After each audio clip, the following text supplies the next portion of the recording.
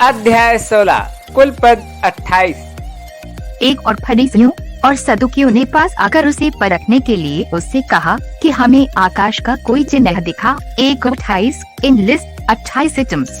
2 उसने उनको उत्तर दिया कि सांझ को तुम कहते हो कि खुला रहेगा क्योंकि आकाश लाल है। 2:28 3 और भोर को कहते हो कि आज आंधी आएगी क्योंकि आकाश लाल और धुंधला है। तुम आकाश का लक्षण देकर भेद बता सकते हो पर समयों के चिन्हों का भेद नहीं बता सकते। 3:28 4 इस युग के बुरे और व्यभिचारी लोग चिन्ह ढूंढते हैं पर उसके चिन्ह को छोड़ कोई और चिन्ह उन्हें न दिया जाएगा और वे उन्हें छोड़कर चला गया। 4:28 5 और चेले पार जाते समय रोटी लेना भूल गए थे। 5:28 6 यीशु ने उनसे कहा, देखो फरीसियों और सदुकियों के खमीर से चौकस रहना। 6:28 7 वे आपस में विचार करने लगे कि हम तो रोटी नहीं लाए। 7:28 8 जानकर यीशु ने उनसे कहा, है अल्पविश्वासियों, तुम आपस में क्यों विचार करते हो कि हमारे पास रोटी नहीं। 8:28 9 क्या तुम अब तक नहीं समझे और उन 5000 की 5 रोटी स्मरण नहीं करते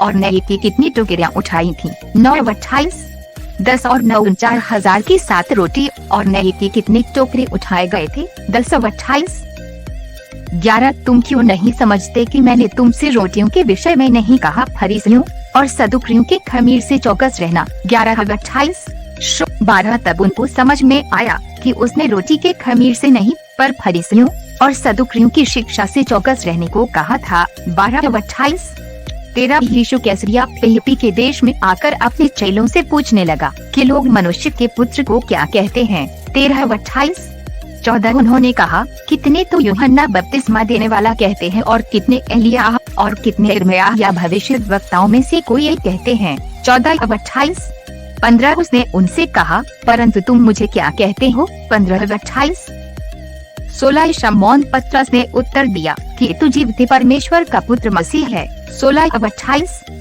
17 यीशु ने उसको उत्तर दिया कि है शमौन योना के पुत्र, तू धन्य है क्योंकि मांस और लोहों ने नहीं परंतु मेरे पिता ने जो स्वर्ग में है ये बात तुझ पर प्रकट की है। 17:28 18 और मैं भी तुझसे कहता हूँ कि तू पतरस है और मैं इस पत्थर पर अपनी कलीसिया बनाऊंगा और अधोलोक के फाटक उस पर प्रबल न होंगे। 18:28 19 मैं तुझे स्वर्ग के राज्य की कुंजियां दूंगा और जो कुछ तू पृथ्वी पर बांधेगा वह स्वर्ग में बंधेगा और जो कुछ तू पृथ्वी पर खुलेगा वह स्वर्ग में खुलेगा। 19:28 20 तब उसने चेलों को चिताया कि किसी से न कहना कि मैं मसीह हूँ। 20:28 21 उस समय से यीशु अपने चेलों को बताने लगा कि मुझे अवश्य है कि यरूशलेम को जाऊं और पुरनियों और महायाजकों और शास्त्रियों के हाथ से बहुत दुख उठाऊं और मार डाला जाए और तीसरे दिन जी उठूं। 21:28 22 इस पर पतरसों से अलग ले जाकर झिड़कने लगा कि हे प्रभु, परमेश्वर न करे